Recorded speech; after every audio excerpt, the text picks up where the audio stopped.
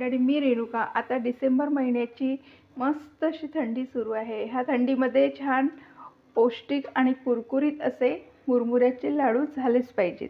मी इथे अर्धा चमचा साजूक तूप टाकलेला आहे आणि ज्या मापाने मी मुरमुरे घेतले आहे त्याच मापाने फोडून घेतलं आहे गूळ फोडून घेतलेला आहे, ते 1.5 माप घेतलेला आहे.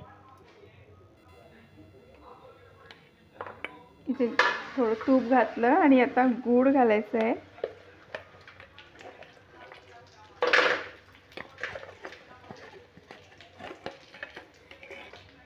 आणि गूळ विरघळण्यासाठी इथे थोडं पाणी घालायचं आहे.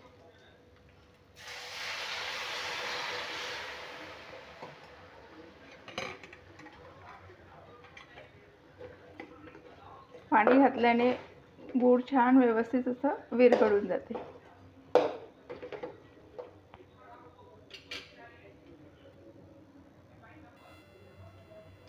गूळ पूर्णपणे छान वितळलेला आहे. आता हे पाक मी गाळून घेते गाळणीने. कचकच आहे इथे, गुळामध्ये कचरा असतो तो निघून जातो. पाक गाळून पुन्हा त्याच भांड्यामध्ये मी काढून घेतलं. भांडं हे थोडं पसरटच घेतलेलं आहे लाडू करायला, कारण छान असं फिरवता येते, मिक्स करायला बरं होते मोठं भांडं.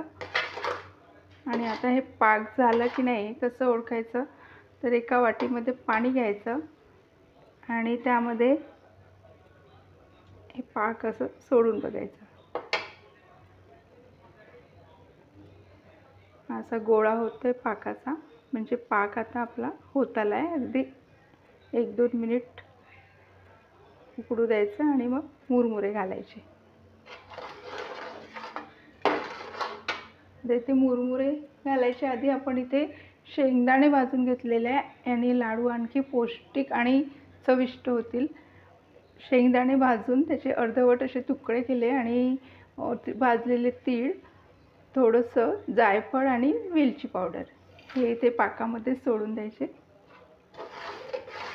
आणि छान मिक्स करायचं.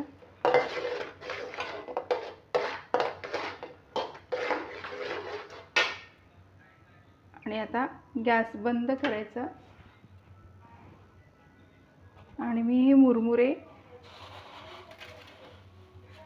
ह्या मापाने 5 माप मुरमुरे घेतले आणि 1.5 माप कुटून घेतलेला गूळ घेतला. तर हे मुरमुरे पूर्ण इथे घालायचे आणि पटापट छान मिक्स करून घ्यायचं.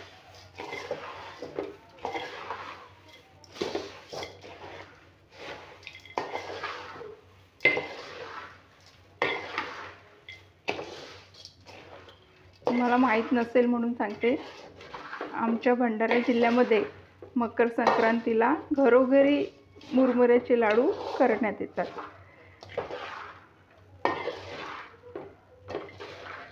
हे असं पटापट फिरवायचं आणि गरम गरमच पाण्याचा हात घ्यायचा, हाताला थोडं पाणी लावून घ्यायचं आणि गरम गरम हे लाडू वळायचे.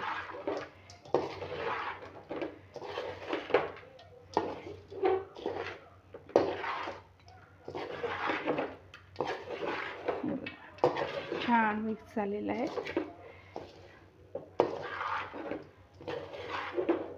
आणि आता ह्या स्टेपमध्ये थोडी घाई करायची, हाताला थोडं पाणी लावून घ्यायचं आणि आपल्याला पाहिजे त्या आकारात पटापट हे लाडू वळावे लागतात. अशा प्रकारे पूर्ण लाडू वळू. आणखी एक सांगते, मी इथे मुरमुरे भाजून नाही घेतले, कारण मुरमुरे छान कडकच होते. जर थोडे नरम असले तर आधी मुरमुरे मस्तपैकी असे थोडे 2 मिनिट भाजून घ्यायचे आणि मग लाडू बनवायचे. हे बघा, खूप सुंदर असे लाडू बनत आहेत.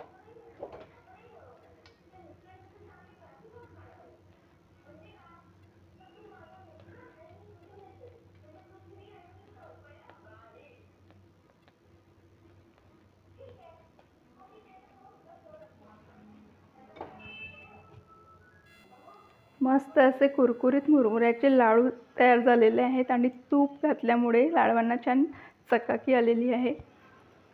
तर रेसिपी आवडली असेल तर चॅनेलला सबस्क्राईब करा, लाईक करा, शेअर करा. धन्यवाद.